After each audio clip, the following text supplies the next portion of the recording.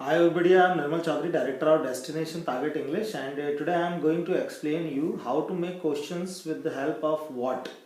What एक interrogative word है और उससे आप कैसे क्वेश्चन बना सकते हैं ये मैं आपको बता रहा हूँ। मैं इसको दो पार्ट में रख रहा हूँ। पहले पार्ट में मैं आपको क्वेश्चन बनाना बता रहा हूँ, फिर सेकंड राउंड के अंदर मैं उसके आंसर्स कैसे देना है ये आपको बताऊँगा। तो ये आपकी बहुत मदद करेगा स्पीकिंग में। कॉन्वर्सेशन में तीन चीज़ें बहुत महत्वपूर्ण होती है। एक होता है क्वेश्चन, दूसरा होता है हाँ का जवाब और तीसरा होता है ना का जवाब। बातचीत में मुख्य रूप से तीन तरह के ही जो सेंटेंस बनते हैं, तो इंटेरोगेटिव, अफर्मेटिव और नेगेटिव। तो हम देखते हैं आज सब इनमें तीनों में सबसे जो कठिन होता है वो प्रोसेस होता है क्वेश्चन बनाने का। उसी में ज़्यादा परेशानी होती है।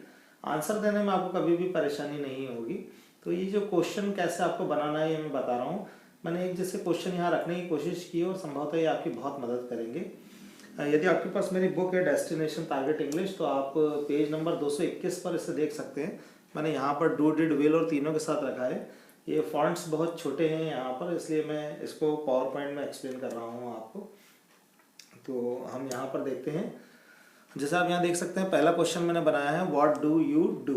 यहाँ मैंने आपको बताया है जो तरीका होता है जो क्वेश्चन बनाने का, उसमें सबसे पहले इंटेरोगेटिव वर्ड आता है, फिर हेल्पिंग वर्ब आता है, फिर सब्जेक्ट आता है, फिर वर्ब आता है और फिर ऑब्जेक्ट आता है। इस फॉर्मेट को आप जरूर याद रखें। ये फार्मूला है, इसको आप याद कर लीजिए। सबसे पहले इंटेरोगेटिव वर्ड, व्हाट हमारा इंटेरोगेटिव वर्ड है। यहाँ मैं डू से क्वेश्चन बना रहा हूँ। डू का हिंदी में मीनिंग होगा ते हो। फिर यू आ गया है, सब्जेक्ट जो काम करने वाला व्यक्ति है। फिर डू जो है, ये डू हेल्पिंग वर्ब है और ये जो दूसरा डू है इसका मतलब है करना, ये वर्ब है। तो इसे विशेष रूप से ध्यान रखिए, यहाँ डबल रोल है इसका। अगर यदि कुछ ऑब्जेक्ट होता तो इसके आपको बाद में यूज़ करना है। क्वेश्चन बनाते समय 70% लगभग आपको यही फार्मूला जो है यूज़ होता है। मैंने एक हिंदी टू इंग्लिश ट्रांसलेशन की जो प्लेलिस्ट में है उसमें मैंने आपको बताया है कि क्वेश्चन बनाने का फार्मूला क्या होता है।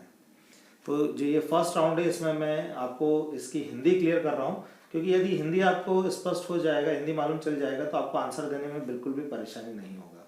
तो हम इसको दो राउंड में लेंगे। पहले में हम हिंदी देखते हैं इसका क्या होगा और फिर सेकेंड राउंड में हम इसके आंसर लेंगे।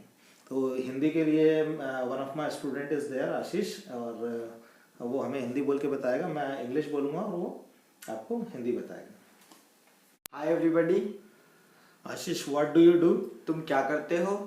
What do you do in the morning? तुम सुबह में क्या करते हो? What do you do in the evening? तुम शाम को क्या करते हो? What do you do in the afternoon? तुम दोपहर को क्या करते हो? What do you do on Sunday?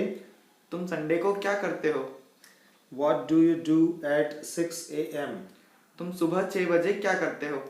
What do you do at 2 PM? तुम दोपहर को 2 बजे क्या करते हो? What do you do eight 8 PM? तुम शाम को 8 बजे क्या करते हो? What do you do from 12 to 1? तुम 12 से 1 क्या करते हो? What do you do from 5 to 6? तुम 5 से 6 क्या करते हो? What do you do from 8 to 9? तुम 8 से 9 क्या करते हो? आप यहाँ देख सकते हैं सभी में आखिरी में जो है वो तेहो का आवाज़ आया है। मैंने प्रैक्टिस के लिए सिर्फ ये बनाया है। मैंने आपको बताया है इंग्लिश में सीखने के लिए बहुत कम है, लेकिन प्रैक्टिस के लिए बहुत ज़्यादा है। जितना ज़्यादा आप प्रैक्टिस करते हैं उतना ही ज़्यादा आपका जो है इंग्लिश भाषा इंप्रूव होगा। आप इस बात को ज़रूर याद रखें। बहुत ही आसान सा तरीका दिया है। आप यहाँ देख सकते हैं सभी में व्हाट डू यू डू लिखा हुआ है। आपको जो भी कुछ नया जोड़ना है वो यहाँ पर आप पीछे की तरफ जोड़ सकते हैं। सुबह क्या करते हैं आप, शाम को क्या करते हैं, दोपहर को क्या करते हैं, सभी में तेहो का आवाज़ आ रहा है, तेहो का आवाज़ आएगा इसमें। और इस तरह से आप जो भी जिस व्यक्ति से पूछना चाहते हैं वो वाला क्वेश्चन उठाकर उससे आप आसानी से पूछ सकते हैं। आपको यहाँ पर कुछ और ग्रामर के जो है कुछ रूल्स हैं जो मैं बताना चाहूँगा। यहाँ पर आप ज़रूर याद रखिए, सुबह शाम और दोपहर के पहले इंदा का यूज़ आपको करना है, ऐसे ज़रूर याद रखें। संडे जो वार होता है उसके पहले ऑन का यूज़ करना होता है, हमें प्रीपोजिशन है। जब आप टाइम बता रहे हैं तो आप एट का यूज़ करें वहाँ पर। ये रूल्स हैं इंग्लिश के, आपको इन्हें ज़रूर याद रखना चाहिए। टाइम के पहले एट, वार के पहले ऑन। और जब आप दो समय बता रहे हैं तो फिर वहाँ फ्रॉम यूज़ करना है आपको।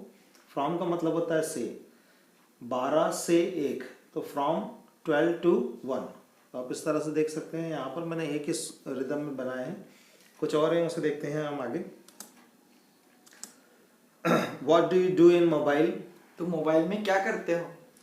What do you do in computer? तुम कंप्यूटर में क्या करते हो? What do you do in class? तुम क्लास में क्या करते हो? What do you do in school? तुम स्कूल में क्या करते हो? What do you do on picnic? तुम पिकनिक पर क्या करते हो? What do you do in party? तुम पार्टी में क्या करते हो?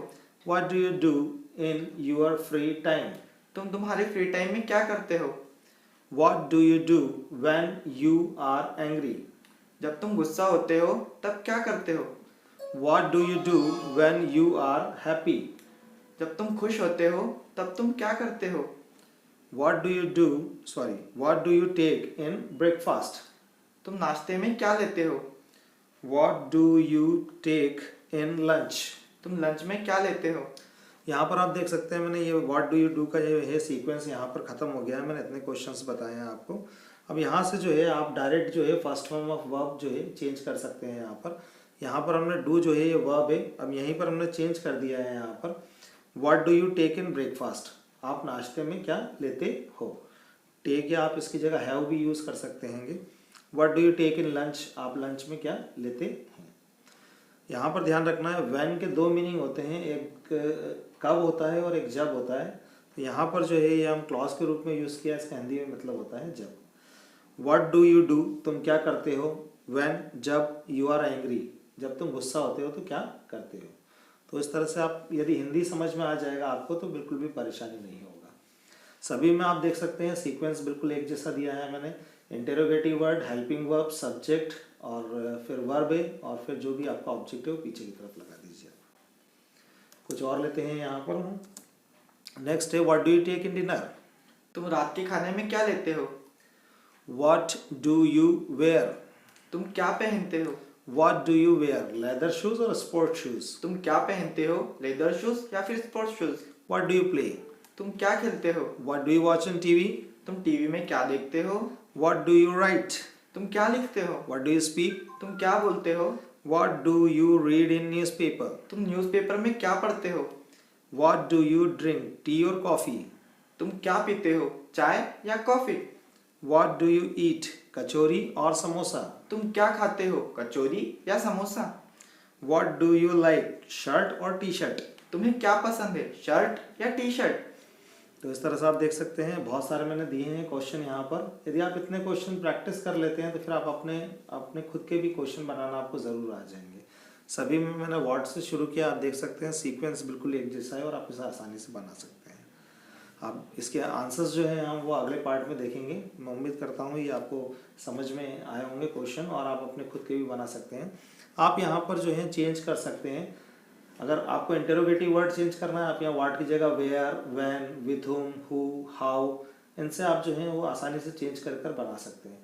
सीक्वेंस वही रहेगा, सिर्फ आपको एक बार जो पैटर्न मालूम चल गया है सेंटेंस बनाने का, क्वेश्चन बनाने का, तो फिर एक वाक्य के आधार पर आप अपने खुद के बहुत सारे वाक्य बना सकते हैं। यहाँ मैंने आपको हिंदी क्लियर कर दिया है। अब नेक्स्ट स्लाइड में हम इसके आंसर देखेंगे। आप उसके लिए प्लेलिस्ट में चले जाइए। प्लेलिस्ट में जाकर आप जो है वहाँ पर स्टेप बाय स्टेप सारे वीडियोस को देख सकते हैं। मैंने उसमें सभी की अलग अलग प्लेलिस्ट बनाई है। यदि आपको टेंस देखना है, हिंदी टू इंग्लिश ट्रांसलेशन है, पैसिव वॉइस है, डायरेक्ट इनडायरेक्ट है और बहुत सारे जो हैं अलग अलग मैंने प्लेलिस्ट बनाए हैं। उसमें आपके स्टेप बाय स्टेप सारे डाउट्स क्लियर हो जाएंगे। तो मैं उम्मीद करता हूँ ये वीडियो आपको अच्छा लगा होगा और समझ में आया होगा। और यदि आप मेरी बुक है आपके पास तो आप उसमें 221 पेज नंबर पे देख सकते हैं। वहाँ आपको क्वेश्चन मिल जाएंगे और उसी के आगे फिर मैंने उन्हें आंसर भी दिया है। वहाँ पर मैंने हिंदी भी दिया है और उसका उच्चारण भी साथ में दिया है, तो आपको किसी भी तरह की परेशानी नहीं होगी उसे समझने में।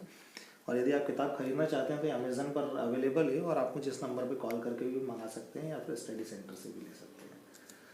And I told you that for step by step watching all this video you can just type Destination Target English on YouTube and you can go to my channel and then playlist and you will get all the videos step by step. I hope you enjoyed this video. आपको अच्छा लगा होगा और आपकी ज़रूर मदद करेगा English बोलना सीखने में।